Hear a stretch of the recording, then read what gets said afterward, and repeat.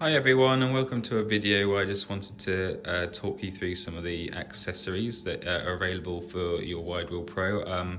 These accessories are going to be primarily for your Widewheel Pro. However, these probably can be translated to any scooter that you have, and these are just ones that I've bought. But you might decide differently or not value any of them as you're going on. I suppose you can break these sort of accessories down into sort of a few different things. The ones are sort of like gadgets and things like that. Then you have sort of safety items, and then lastly there's sort of security. So if I sort of start with security, because it's the easiest one here. So in terms of locks, well, your Widewheel Pro anyway has a key. An ignition key, so you can take it out and off, and this will allow, obviously means that you can't actually start the scooter without it. However, the key, when the ignition there's nothing stopping you just lifting the scooter up and just carrying it away and taking it away. So what I have got here is a Etook lock, which is I think it was roughly around £50 from the internet. And what it is, it's like one of these sort of like bar locks, so it unwraps like that. If I'm just sort of trying to hold my phone at the same time. Well, I don't need to actually show you, to be honest. What you can do is you can bring it to the back wheel here, and it goes nice and comfortably around the back tyre like that, and then obviously around a lamppost or something next door. It's meant to be very secure. Obviously no one's actually tried to steal mine yet, which is good, but yeah, should actually keep the scooter nice and secure from going on. So that's sort of around the sort of security you have for the scooter. Next thing, sort of on to sort of like the accessories. So in terms of lights, so what I've got here is one of these front headlights. The actual scooter itself does have a light. I'll start it up for you. So you just press this button here for the actual light of the scooter, but as you can see, it's not amazingly bright when it comes on. So what I've got is this front one here, which works like this. So you can see that's the difference that makes it incredibly brighter. I think it's like one of these 1,000 lumens or something. So it's as bright as a sort of above sort of lamp light. So yeah, it's pretty bright, which is really good. It works with different settings as well. So I think you can, and then you press it, and you see just there's different tones and shades to make it a little bit nicer. You just turn it off. What you do have as well on the scooter is that it comes with a back light as well. So I'll just show you. So at the moment, this back light works as a brake light. So if I'm using the brake now, you see what's a brake light. What happens is that when you put the light on, it comes on as a permanent backlight. And then when you use the brake, you see it just flashes. Now, the problem with this is just a normal light is it's not particularly bright. And it's also very low down to the ground, so it's probably going to be quite hard to see if you're a car or whatever not approaching differently. So what I've actually bought is this attachment here that actually came with the light. It's the main headlight.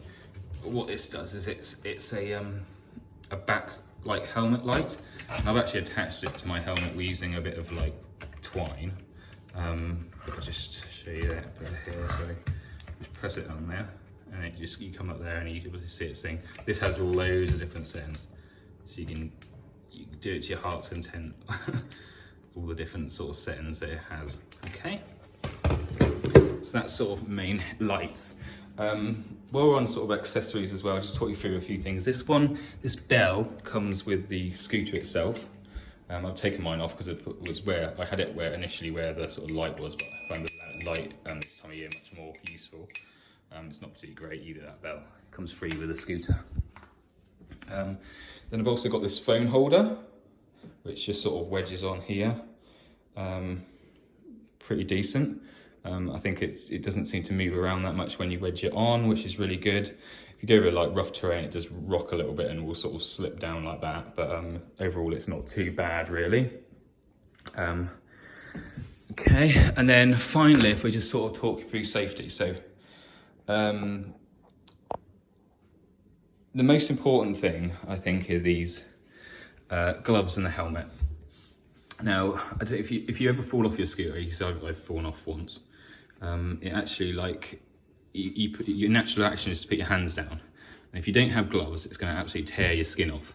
So you can see here where I've sort of fallen down. These are the sort of leathery gloves. You can see I've got two types as well. So I actually have a long one, because what you'll find is when you're going along, your hands anyway, if you weren't wearing gloves, will get very cold. So I've got these long finger gloves, particularly in winter it will get very cold. But then also for summer, I've got these sort of shorthand ones, which are exactly the same, as you can see, but just with the fingers off, so it makes it better for summer. These are really cheap, so they work really well for summer.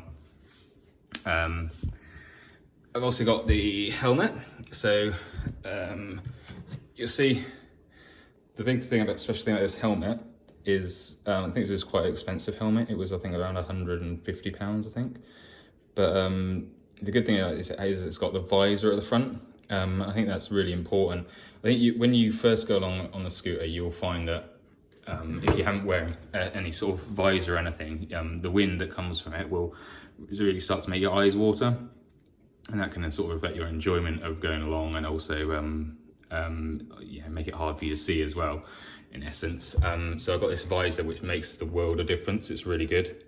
It works really well. Helmets, though, are really, really important, obviously, on a scooter. I think I think it's the same as on a bike. It can sort of make the difference between life and death, really. If you bang your head on the road, you're in big trouble. Okay, so that's the helmet and gloves. I've also got, if I move over here, different types of protection. So I've got this this here, which is like a pair of shorts, which acts as a sort of bum protection, if you like, from that. It's not as essential, but I've also got these arm guards to protect my arms, and these probably are very important, the knee ones. I think these are really useful. They protect your knees, as shock of the knees if you fall over and go on the floor. What I tend to do with the elbow ones, though, is I vary. I wear that or this thing over here.